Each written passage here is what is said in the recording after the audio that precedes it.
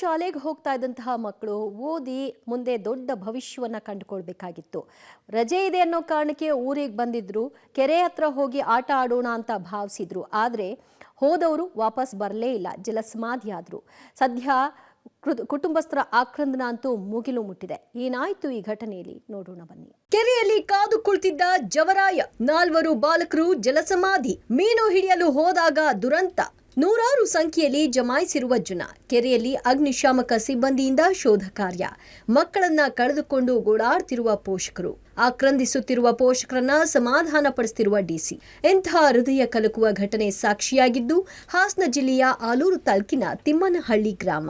ಹೌದು, ಹಾಸನ ಜಿಲ್ಲೆಯ ಆಲೂರು ತಾಲೂಕಿನ ತಿಮ್ಮನಹಳ್ಳಿ ಗ್ರಾಮದಲ್ಲಿ ಹೃದಯ ವಿದ್ರಾವಕ ಘಟನೆಯೊಂದು ಘಟಿಸಿದೆ. ಕೆರೆಯಲ್ಲಿ ಈಜಲು ಹೋಗಿ 4 ಬಾಲಕರು ದಾರುಣವಾಗಿ ಸಾವನ್ನಪ್ಪಿದ್ದಾರೆ. 13 ವರ್ಷದ ಜೀವನ್, 11 ವರ್ಷದ ಸಾತ್ವಿಕ್, 12 ವರ್ಷದ ವಿಶ್ವ, 12 ವರ್ಷದ ಪೃಥ್ವಿ ಮೃತ ಬಾಲಕರು. ಶಾಲೆಗೆ ರಜೆ ಇತ್ತು ಅಂತ ಒಟ್ಟು 5 ಮಕ್ಕಳು ಕೆರೆಯತ್ತ ಬಂದಿದ್ರು. ಈ ಬಾಲಕರೆಲ್ಲ ಮುತ್ತಿಗೆ ಗ್ರಾಮದವರು. ಆ 4 ಕೆರೆಯಿಂದ ಹೊರಬರಲು ಆಗದೆ ಸಿಕ್ಕಾಕೊಂಡ್ರೆ 10 ವರ್ಷದ ಚಿರಾಗ್ ಬದುಕುಳಿದಿದ್ದಾನೆ. ಪ್ರಾಣ ಉಳಿಸಿಕೊಂಡು ಓಡು ಹೋಗಿ ಸಮೀಪದಲ್ಲಿದ್ದವರಿಗೆ ಸುದ್ದಿ ತಿಳಿಸಿದ್ದಾನೆ.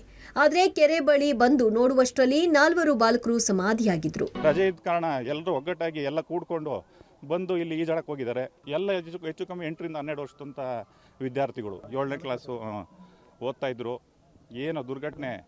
ಒಂದು ಹಿರಿಯರಿಗೆ ಯಾರಿಗಾರು ಇಲ್ಲಿ ಸಿಕ್ಕಿದ್ರು, ಇಲ್ಲಿ ದನ ಕಾಯರು ಪಾಪ ಕಳಿಸಿದ್ದಾರೆ, ಹೋಗಿ ಇಲ್ಲಿ ಆಟ ಆಡಬಾರದು ಅಂತ ಹೇಳ್ಬಿಟ್ಟು.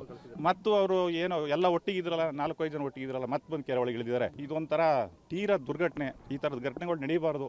ಯಾವ್ದಕ್ಕಂತ ಬಂದಿದ್ರು ಅಂತ ಗೊತ್ತಿಲ್ಲ ಸರ್. ಈಗ ನನ್ನ ತಂಗಿ ಮಗ ಬಂದು ಸರ್, ನಮ್ಮ ಭಾವ ತೀರ್ಕೊಂಡು ಇನ್ನು 4-5 ತಿಂಗಳಾಯ್ತು ಸರ್. ಮಕ್ಳಿಗೆ ಈಜೇನು ಬರ್ತಿಲ್ಲ ಸರ್. ಮಕ್ಳು ಯಾರು ಈಜಲ್ಲಿ ಬರ್ದ ಸರ್, ಎಲ್ಲ 6ನೇ ಕ್ಲಾಸ್ 7ನೇ ಕ್ಲಾಸ್ ಮಕ್ಳು ಸರ್. ಆಟ ಆಡಕ್ಕೆ ಏನು ಬಂದ್ವ ಏನು ಬಂದು ಅಂತ ಗೊತ್ತಿಲ್ಲ ಸರ್. ಈ ಥರ ಮಾಡ್ಕೊಂಬಿಟ್ಟಿದೆ ಸರ್. ಭಾಳ ನೋವು ಸರ್. ಎಲ್ಲ ಸರ್ ಒಬ್ಬೊಬ್ಬರು ಮಕ್ಳು ಸರ್, ಎಲ್ಲರಿಗೂ ಒಬ್ಬನೇ ಮಕ್ಳು ಸರ್ ಇರೋದು.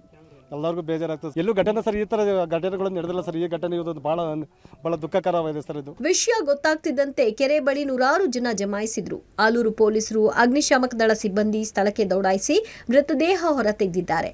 ಘಟನೆ ಸುದ್ದಿ ತಿಳಿದು ಸ್ಥಳಕ್ಕೆ ಜಿಲ್ಲಾಧಿಕಾರಿ ಸಿ ಸತ್ಯಭಾಮ, ಜಿಲ್ಲಾ ಪೊಲೀಸ್ ವರಿಷ್ಠಾಧಿಕಾರಿ ಮಹಮ್ಮದ್ ಸುಜೇತಾ ಭೇಟಿ ನೀಡಿದ್ರು. ಮಕ್ಕಳನ್ನ ಕಳೆದುಕೊಂಡ ಪೋಷಕರನ್ನ ಸಮಾಧಾನ ಪಡಿಸುವ ಯತ್ನ ಮಾಡಿದ್ರು.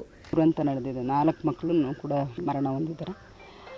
ನಮಗೆ ಮೊನ್ನೆ ಮುಖ್ಯಮಂತ್ರಿಗಳ ಪರಿಹಾರ ನಿಧಿಯಿಂದ ಏನು ಪರಿಹಾರ ಕೊಡ್ತೀವಿ. ಆ ಮಕ್ಕಳನ್ನಂತೂ ನಾವು ತಂದು ಕೊಡೋಕ್ಕೆ ಆಗಲ್ಲ. ಈ ಮಕ್ಕಳೆಲ್ಲಿ ಹೋಗ್ತಾರೆ, ಏನು ಮಾಡ್ತಾರೆ ಅಂತಂದ್ಬಿಟ್ಟು ಒಂದು ನಿಗಾ ಇರಲಿ ತಂದೆ ತಾಯಿಗಳಿಗೆ, ಪೋಷಕರಿಗೆ. ಸೊ ಮಕ್ಕಳನ್ನ ಈ ಥರದ ಅಪಾಯದಿಂದ ತಪ್ಪಿಸ್ಬೋದಾಗಿದೆ. ಒಟ್ನಲ್ಲಿ ಮಕ್ಕಳ ಉತ್ತಮ ಭವಿಷ್ಯದ ಬಗ್ಗೆ ಕಂಡಿದ್ದ ಪೋಷಕರ ಕನಸು ನುಚ್ಚು ನೂರಾಗಿದೆ. ಮಕ್ಕಳು ಕೆರೆ, ಹಳ್ಳದ ಕಡೆ ಹೋದಾಗ ಅವರ ಜೊತೆ ದೊಡ್ಡವರಿದ್ರೆ ಇಂಥ ಅನಾಹುತ ತಪ್ಪಿಸಬಹುದು. Shashidhar, public TV, Hassan.